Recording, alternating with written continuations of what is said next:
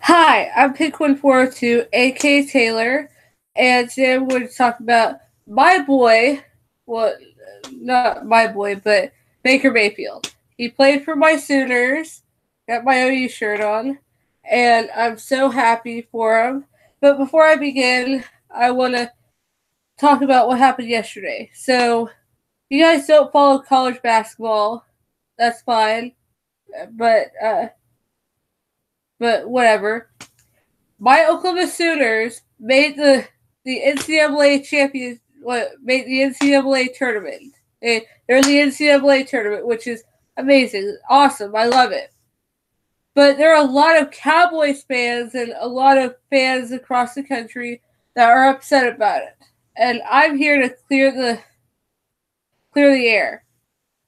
I think that Oklahoma deserved to be in there more than the Cowboys, and I'm not saying that because I'm a Sooner fan. Well, that's partially the reason, but the other reason is because you look at football, we have the playoffs, we have the college football playoffs. In order to make it into the playoffs, you have to go either undefeated or at least have one loss, and then you also have to be in a Power 5 conference, which is like Big 12, which is what OU's in, and OSU, Oklahoma State's in, Big 10, SEC, Pac 12, ACC. You have to be in one of those 5 conferences. And if you're not in one of those 5 conferences and you're undefeated, you're not going to be in the playoffs. Like, I know University of Central Florida went undefeated this past season, and they didn't make playoffs because they weren't in that Power 5 conference. And you also have to have a tough non-conference schedule. They really look at that too. And sometimes I wonder if they do or not, because Alabama got in this past year, got in, and they had a weak non-conference schedule, but it's Alabama, and they'll get them in no matter what. I don't understand why, but that's just how it is. But going back to the NCAA tournament, same goes for them. You don't necessarily have to be in a Power 5 conference, but you do have to be in.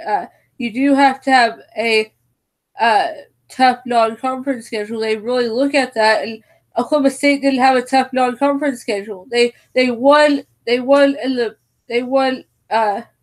games in the Big 12 in their conference. They won against teams in their conference, but that doesn't mean anything.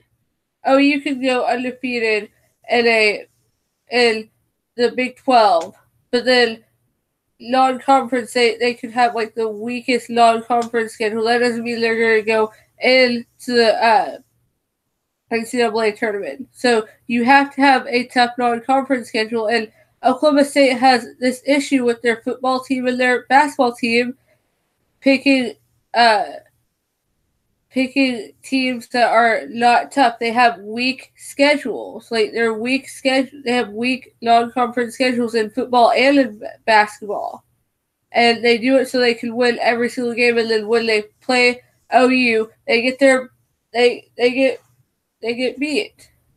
Well, except in basketball, but in football they get beat because they don't know how to do scheduling. They need to talk to, if they want to talk about scheduling, go and talk to Joe Castiglione, and he'll teach you how to schedule non-conference games. He's the best at it. Best AD in the country. Yeah. Thank you, Joe. But now changing gears, talking about Baker Mayfield. So Baker Mayfield is getting ready to go into the draft. He just got done with the NFL Combine, and he did an amazing job, or so I've heard. And he's a lot of sports analysts and sports reporters and sports broadcasters are putting him high, like putting him in either the first round, like late in the first round or early in the second round of the draft. And I'm sitting here thinking, why? Why? He deserves to be higher in the draft. And they say, oh, it's his size, his off the field antics. What off the field antics besides the arrest that happened last year? He hasn't had any off the field antics since the arrest.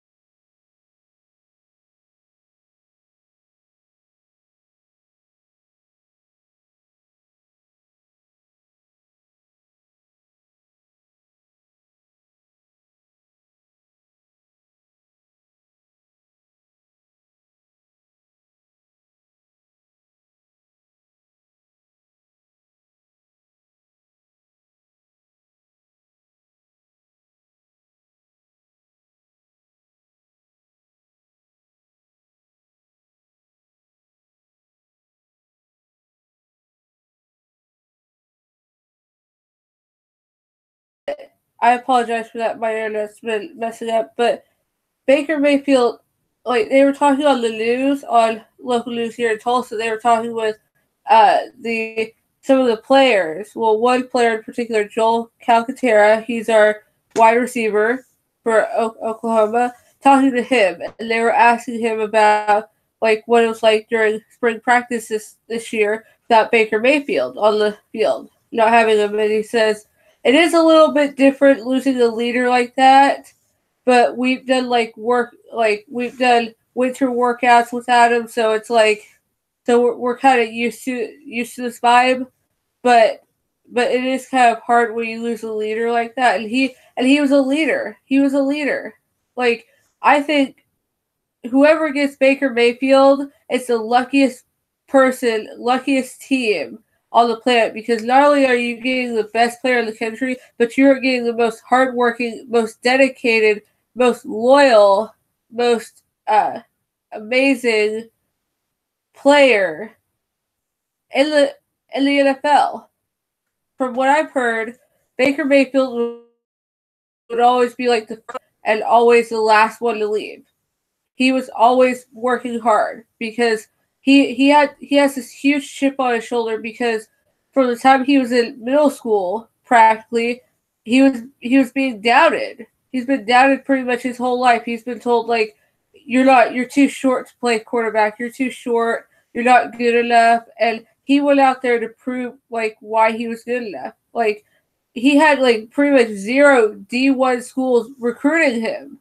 Like no D1 school really wanted him. There was like only one, and that was like Washington State. And they didn't, but he didn't want to go there. He didn't. There was no schools that really wanted him, so he walked on to Texas Tech. Cliff Kingsbury gave him the starting quarterback position within a month of being there.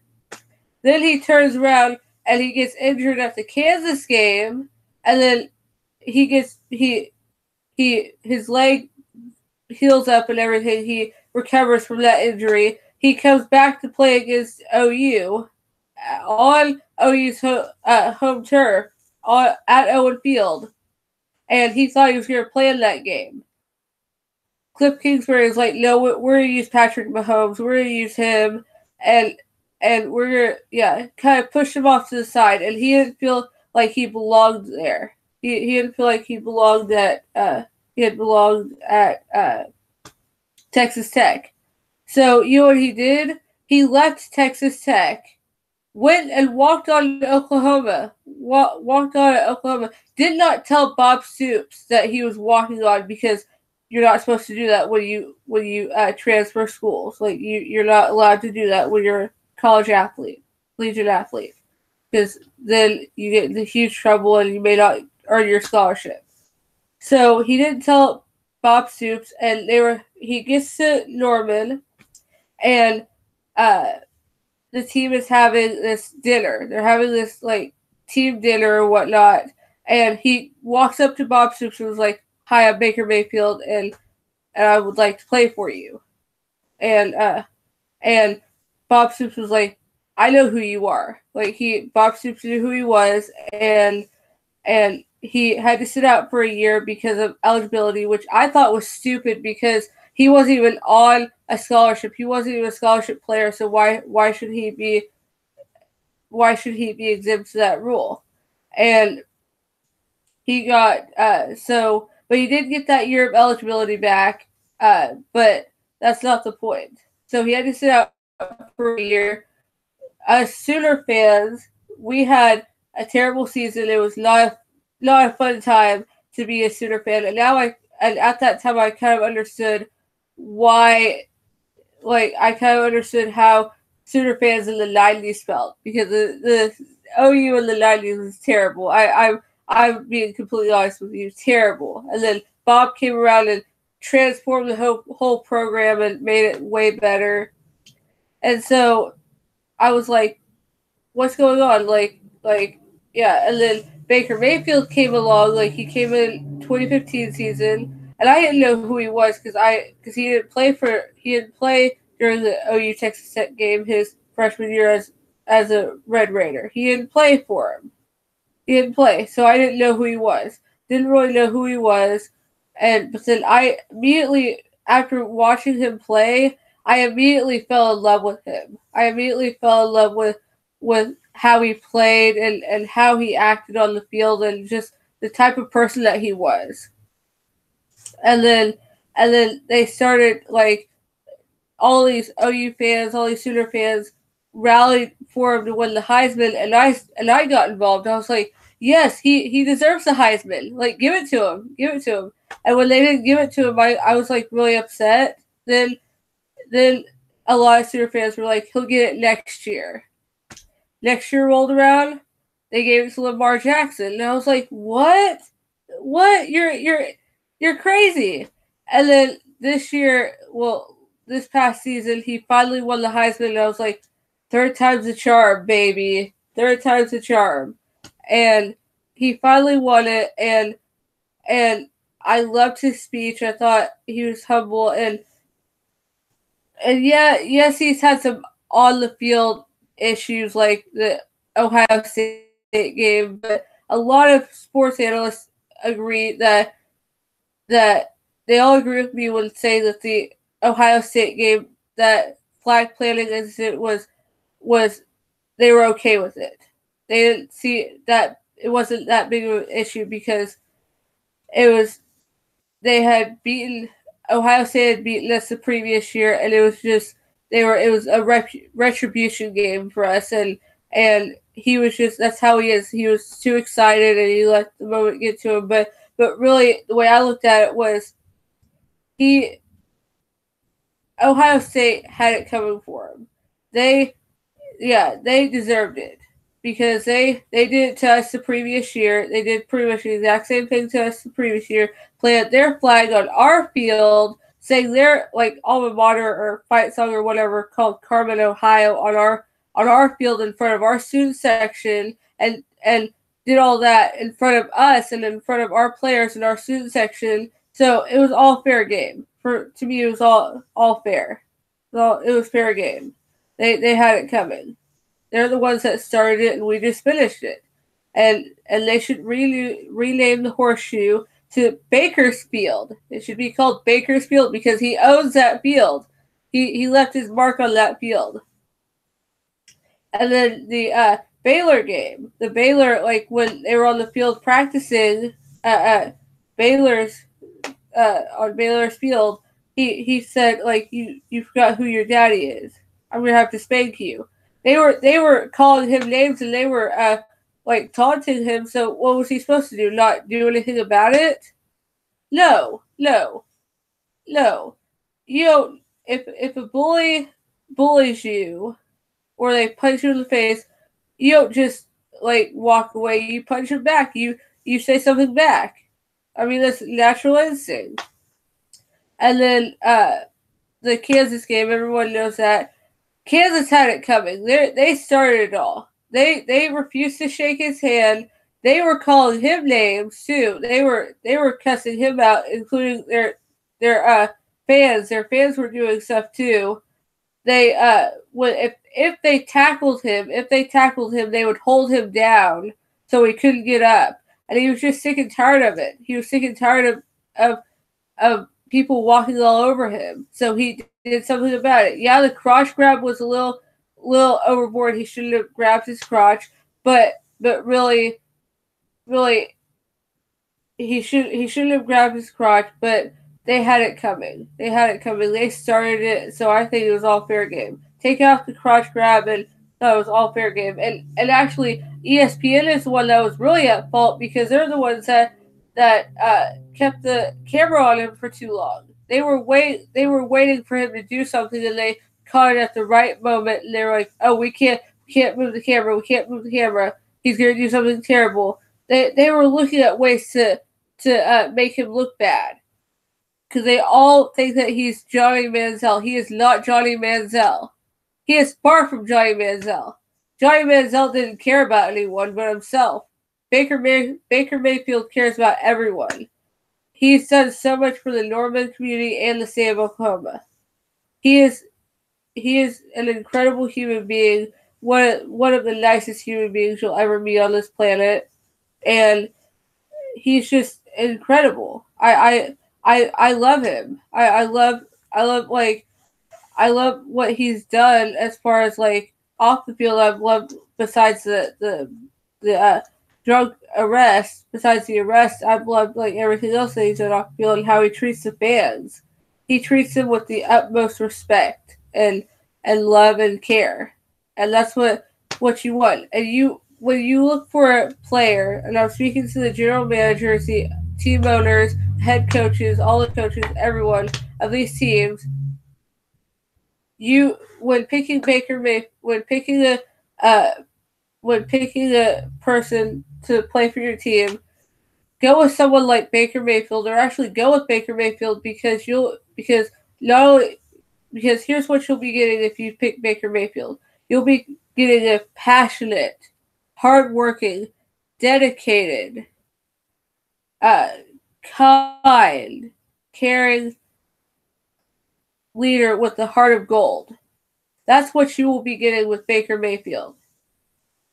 And a lot of people say and stuff with these team managers like Johnny Manziel did. No, that's just who Baker Mayfield is. He turns on the charm when he needs to. When he needs to turn on the charm, well, Johnny Manziel did the exact same thing, but Baker Mayfield, he always turns on the charm. He knows he's like, I have a friend that's about the same age as Baker Mayfield. We did junior ROTC together. We were our competition color guard team together. And she knew when there was a time to be serious and when there was a time to have fun. And that's how Baker Mayfield is. He knows when there's a time to be serious and when there's a time to have fun. And he gets there and he does his work. And from what I heard, he's always like the first one to practice and always the last one to leave. From what I read online, it said that when he had to sit out for a year because of eligibility rules, he would go into the stadium, like sneak into the stadium and work out, like sneak in and run plays. He would run and call plays and do all that stuff. And then security caught him, so he was able to get like the security code to the indoor practice field, and he'd go in there and practice in the dark. That's a dedicated player right there. I've never seen a more dedicated player. Now, I'm going to end this video with where I think he should go, like what teams I think he should play for. starting with the Cowboys. I think he should go with the Cowboys because he's from Texas. His mom's had like some health issues, and also I would love to go to an NFL game, go to a Cowboys game if he's playing. Yeah, yeah. So Cowboys, yeah. And it's an obvious choice. He's from Texas. What? Yeah, being back home. Yeah. Uh, Number two, I have the New York Giants. I want the Giants because of Sterling Shepard. I want them to recreate that magic that they did in 2015. Yeah.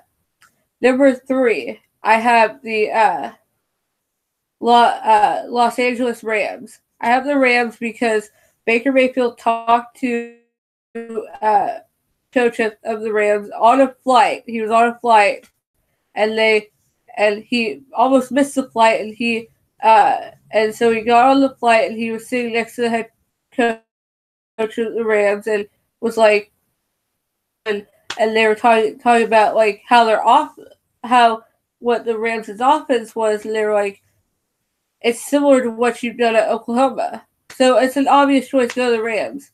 And then plus Sam Bradford went to the Rams when it was in St. Louis, so no brainer. Number four, the Vikings, which I don't think they'll go with him, but it's worth a shot because I say the Vikings because of Sam Bradford. He needs someone like Sam Bradford who's been in the NFL for a long time and knows what it's like to be a Sooner going into the NFL. Yeah, he can help him out. Number five, the Redskins, Washington Redskins. I want him to recreate that match with Samaje Perine. That's what I want. I want him to recreate that magic. And then finally, this team is one I really wanted to play for, and that is the New Orleans Saints. I want him to go to the Saints because of Drew Brees. Him and Drew Brees are about the same height, and so Drew Brees knows what it's like to be a short starting NFL quarterback. He knows what it's like, and he can teach Baker a lot of stuff and teach him how to help him out with his off the field antics and help him just become a lot better. And Baker has said multiple times that he would love to go to the Saints. If he could go to the Saints, he would love it. But he would also love to go to the Browns. And I'm like, Baker, no Browns. Give Mason Rudolph the Browns. No, because the Browns are like quarterback suicide. They have no clue what to do with quarterbacks. They are terrible with quarterbacks. No. And whatever you do not go. He better not go to a team that wears orange because I saw his picture of him at the Senior Bowl, and he was wearing orange, and he said that was one of the worst days of his life because he was wearing orange color wheel. So no orange. So yeah. Tell me in the comments below where you think Baker Mayfield will go. Do you think he'll go to the Saints, or where do you hope he'll go? Where do you think he'll go in the draft? I think he'll go up really high. I think he'll go in the early stages of the first round. I think he'll go early in the first round. So yeah, and give your thoughts about Baker Mayfield. Yeah. So don't forget to like, comment, and subscribe, and hit that notification bell because next week I would be going and talking about YouTube and my issues that I've had with it. More specifically, what I've had with it this past week. So look out for that. Don't forget to like, comment, and subscribe, and hit that notification bell. Bye!